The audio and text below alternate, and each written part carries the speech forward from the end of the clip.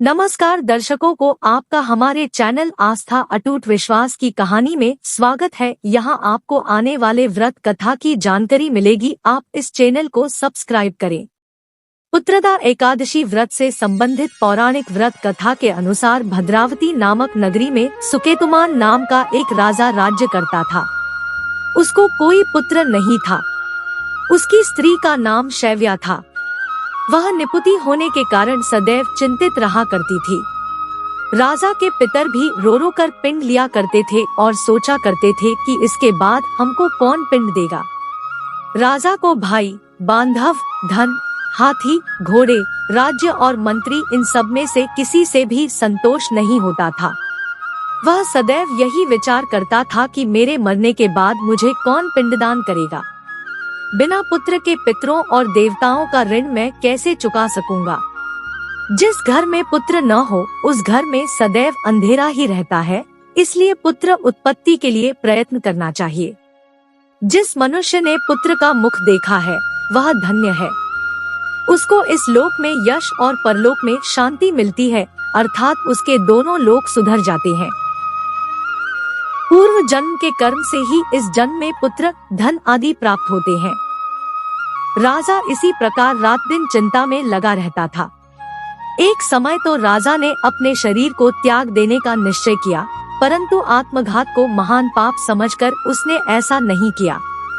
एक दिन राजा ऐसा ही विचार करता हुआ अपने घोड़े पर चढ़कर वन को चल दिया तथा पक्षियों और वृक्षों को देखने लगा। उसने देखा कि वन में मृग, व्याघ्र, सुअर, सिंह, बंदर, सर्प आदि सब भ्रमण कर रहे हैं। हाथी अपने बच्चों और हथिनियों के बीच घूम रहा है। इस वन में कहीं तो गीदड़ अपने कर्कश स्वर में बोल रहे हैं, कहीं उल्लू ध्वनि कर रहे हैं। वन के दृश्यों को देखकर राजा सोच विचार में लग गया। इसी प्रकार आधा दिन बीत गया। वह सोचने लगा कि मैंने कई यज्ञ किए, ब्राह्मणों को स्वादिष्ट भोजन से तृप्त किया, फिर भी मुझको दुख प्राप्त हुआ क्यों? राजा प्यास के मारे अत्यंत दुखी हो गया और पानी की तलाश में इधर उधर फिरने लगा।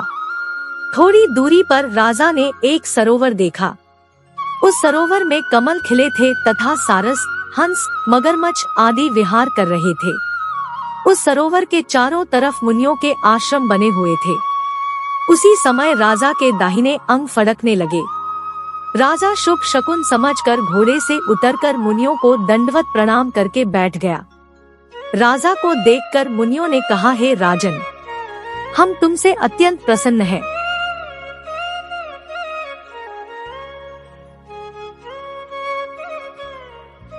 तुम्हारी क्या इच्छा है सो कहो। राजा ने पूछा, महाराज आप कौन हैं और किस लिए यहाँ आए हैं, कृपा करके बताइए। मुनि कहने लगे कि हे राजन, आज संतान देने वाली पुत्रदा एकादशी है। हम लोग विश्वदेव हैं और इस सरोवर में स्नान करने के लिए आए हैं। यह सुनकर राजा कहने लगा कि महाराज, मेरे भी कोई संतान नहीं है। यदि आप मुझ पर प्रसन्न हैं तो एक पुत्र का वरदान दीजिए। मुनि बोले, हे राजन, आज पुत्रदा एकादशी है, आप अवश्य ही इसका व्रत करें। भगवान की कृपा से अवश्य ही आपके घर में पुत्र होगा। मुनि के वचनों को सुनकर राजा ने उसी दिन एकादशी का व्रत किया और द्वादशी को उसका पारण किया। इसके पश्चात मुनियों को प्रणाम करके महल में वापस आ गया। कुछ समय बीतने के बाद रानी ने गर्भ धारण किया और 9 महीने के पश्चात उनके एक पुत्र हुआ। वह राजकुमार अत्यंत शूरवीर, यशस्वी और प्रजापालक हुआ। इस एकादशी के संबंध में भगवान श्री कृष्ण कहते हैं कि हर मनुष्य को पुत्र की प्राप्ति के लिए पुत्रदा एकादशी का व्रत अवश्य ही करना चाहिए।